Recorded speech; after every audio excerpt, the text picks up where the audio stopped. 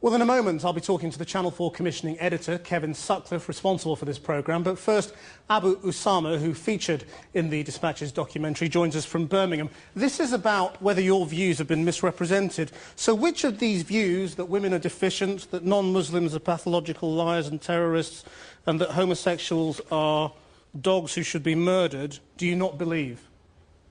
Each and every one of those statements that you just made, they came out of my mouth, but they were misconstrued and they were taken out of their context.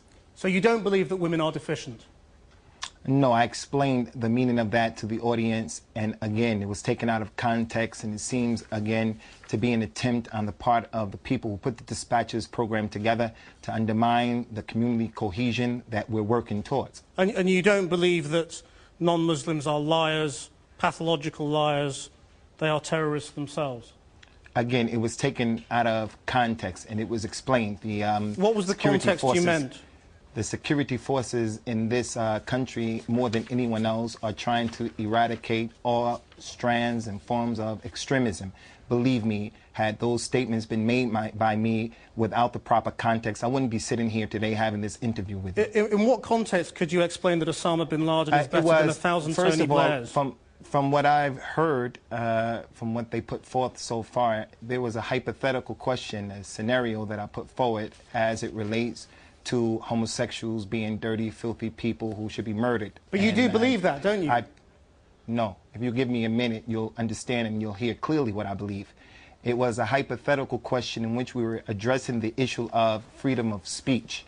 And I was putting forth to the audience this particular question to say, if I were to say that, hypothetically, would I be considered that a person who's practicing his civil liberties and enjoying his freedom of speech? I went on to say in the program, no, of course not. That statement is not acceptable, just as it is not acceptable for people to claim freedom of speech and to disrespect the Prophet of Al-Islam. That was the context of the statement. So in what context is Osama bin Laden better than George Bush and Tony Blair because he's a Muslim?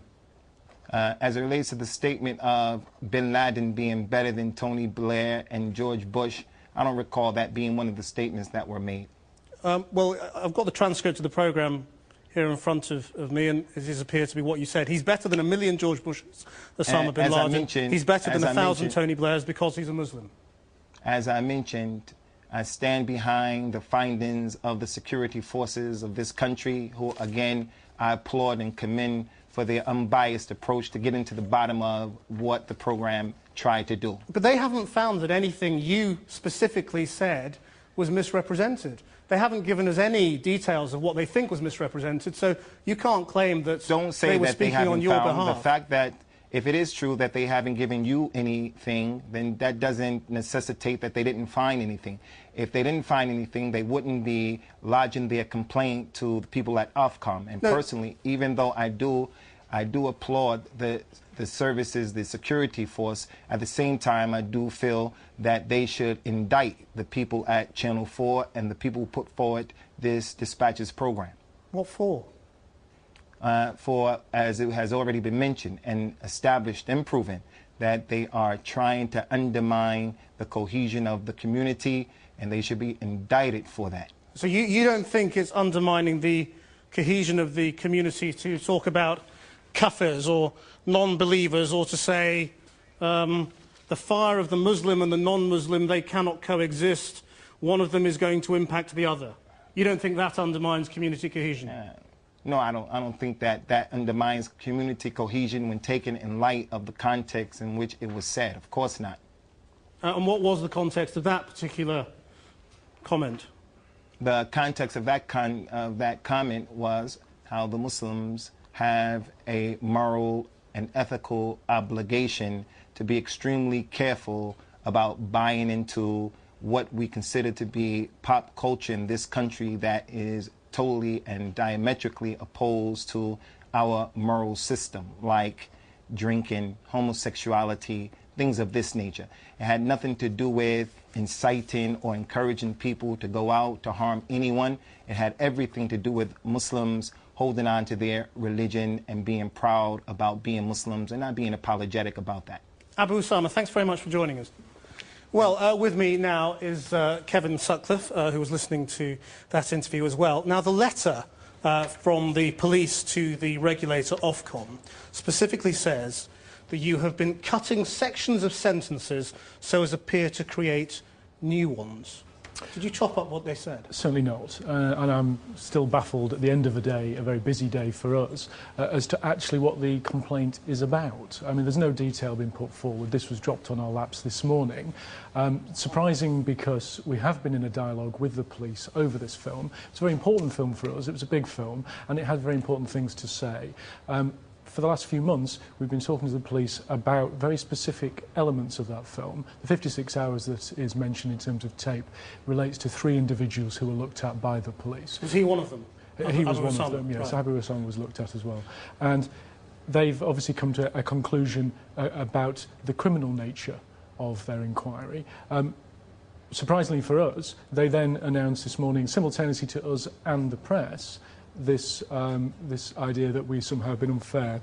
Well, it's about how you edited it, isn't it? What they're saying is you've taken one statement from somewhere here, another one from somewhere here, you haven't given the context, and you've misrepresented him as an extremist when he's not. But anybody who saw this film sees that the material absolutely speaks for itself. He's denied it all just now. You've been playing clips from it.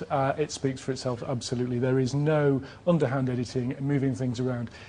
Abu Osama clearly has an issue about homosexuality. There are 4, 5, 6 bits of sync there in the film. Sync being clips of Abu Osama, talking clearly about what his attitudes really are towards homosexuality. There can be no doubt about it. There is no doubt about the context. But why is it so heavily edited? I mean, the film is a 9-month investigation. It goes to many mosques, bookshops. It buys DVDs, and it distills fairly and accurately from that down to the hour what their story is. And the story for us was that what was going on in mosques in Britain, you would be shocked by some of the things that are taught and are said.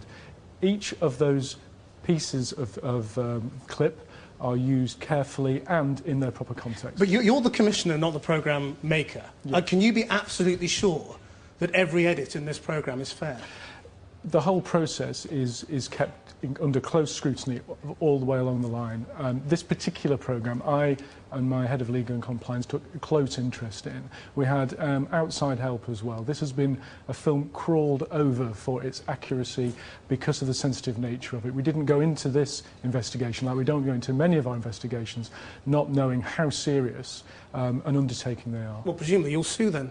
You're going to sue the police? I've no idea yet, because I'd still like to know from the police actually what we're supposed to have done. But they've absolutely attacked your integrity, haven't they? I mean, that is clearly a matter of legal action if you deny it. Well, I will take advice from my legal department, but at the moment I'm still baffled as to what dispatches, and this film in particular, has supposed to have done wrong. Nobody's come up with any detail whatsoever. We've had a day of a story running, trying to link it to TV fakery and trust.